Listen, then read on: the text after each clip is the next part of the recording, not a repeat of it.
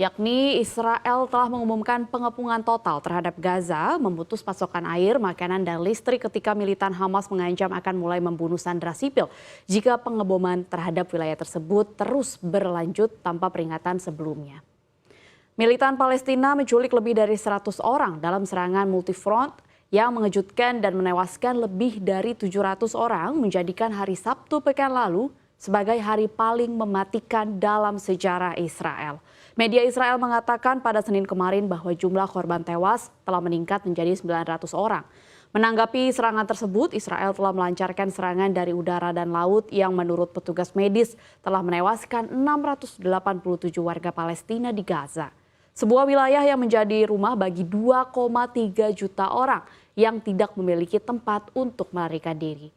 Secara terpisah sekitar 120 mil di utara Gaza, Israel mengatakan pasukannya telah melawan orang-orang bersenjata yang menyeberang dari Lebanon, sebuah insiden yang meningkatkan kemungkinan terjadinya front kedua dalam perang yang sedang berlangsung.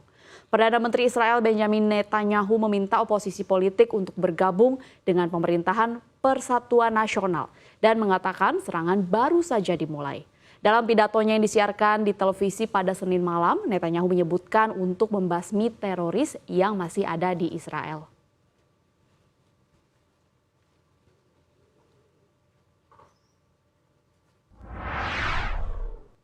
Kita lihat ke berita terpopuler yang kedua, di mana masih berasal dari konflik yang ada di Gaza, di mana memanasnya kondisi geopolitik Timur Tengah pasca serangan kelompok pejuang Palestina Hamas ke wilayah Israel membuat Amerika Serikat ikut turun tangan, di mana Washington meminta China untuk ikut andil dalam mewujudkan stabilitas di kawasan tersebut. Dalam sebuah pertemuan antara pemimpin mayoritas Senat Amerika Serikat Chuck Schumer dengan Presiden China Xi Jinping, Senin kemarin, negeri Paman Sam meminta agar Beijing mampu menggunakan pengaruhnya dengan Iran untuk mencegah meluasnya konflik Israel-Hamas. Sementara itu, juru bicara Kementerian Luar Negeri China Mao Ning mengatakan bahwa pihaknya merasa sedih dan prihatin serta mengutuk dengan keras tindakan yang telah merugikan warga sipil. Mao Ning mengatakan Beijing berharap pertempuran akan berhenti dan perdamaian akan segera kembali. Sebelumnya, konflik antara Hamas dan Israel juga ikut menyeret proksi Iran di Lebanon Hizbullah. Kelompok tersebut ikut menembakkan rudalnya ke wilayah Israel pada Sabtu dan tak lama setelah Hamas melakukannya di selatan.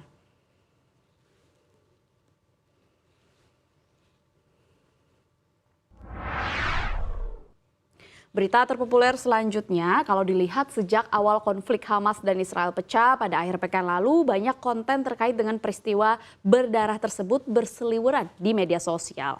Salah satunya di X yang dulunya adalah aplikasi media sosial Twitter, dan di X banyak rekaman video yang memperlihatkan penculikan dan operasi militer yang dilancarkan kedua kubu. Namun tak semua konten menunjukkan fakta lapangan yang sebenarnya.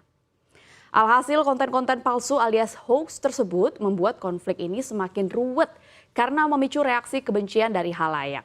Salah satunya menurut CNBC International ada video yang menunjukkan angkatan udara Israel menyerang Hamas di Gaza. Video tersebut viral di X dan banyak diunggah kembali oleh warganet. Meski tim X telah melabelinya sebagai konten menyesatkan atau misleading, tetapi video-video serupa yang diunggah ulang masih bisa ditemukan di platform milik Elon Musk tersebut menurut pantauan CNBC International. Bisa dibilang X kurang satset dalam mengkaji konten-konten yang bertebaran di platformnya. Alhasil warganet kesulitan untuk menemukan informasi akurat terkait update konflik Hamas dan Israel di Gaza. Hal ini menjadi sorotan utamanya setelah NBC News melaporkan bahwa X memangkas tim yang bertanggung jawab untuk menghapus disinformasi dan menjaga integritas jelang pemilu. Beberapa saat sebelum Hamas meluncurkan serangan mendadak ke Israel, X juga menghapus headline berita dari tautan atau link yang disematkan pada platform tersebut. Hal ini membuat link eksternal dari organisasi media yang kredibel kesulitan dalam menyampaikan informasi ke khalayak ramai di X atau Twitter, dikutip dari CNBC International pada Selasa hari ini.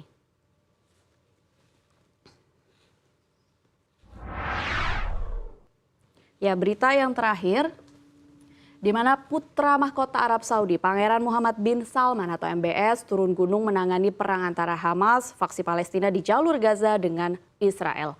Penguasa de facto Arab Saudi tersebut dilaporkan menelepon Presiden Palestina Mahmud Abbas untuk mendesak penyelesaian masalah. Menurut MBS, Arab Saudi ingin mencegah perluasan konflik. MBS pun menegaskan komitmennya dari negeri tersebut terhadap Palestina. Pernyataan MBS sendiri muncul setelah Kementerian Luar Negeri Arab Saudi juga merespons eskalasi tersebut. Kerajaan mengaku situasi saat ini belum pernah terjadi sebelumnya di mana tingkat kekerasan sangat tinggi. Arab Saudi pun meminta kembali komunitas internasional untuk memikul tanggung jawab bersama serta mengaktifkan proses perdamaian Palestina dengan Israel. Langkah ini diambil agar memicu solusi dua negara untuk mencapai keamanan dan perdamaian kawasan. Perlu diketahui meningkatnya kekerasan terjadi di tengah spekulasi bahwa Arab Saudi yang sebelumnya tidak pernah mengakui Israel akan menormalisasi hubungan dengan Israel. Ini seiring dengan kesepakatan dengan Amerika Serikat yang akan memberikan jaminan keamanan serta bantuan untuk mengembangkan program nuklir sipil. Namun MBS sendiri kepada Fox News bulan lalu mengatakan bahwa masalah Palestina sangat penting bagi Arab Saudi, apalagi Palestina merupakan rumah bagi situs paling suci umat Islam di Mekah dan Madinah.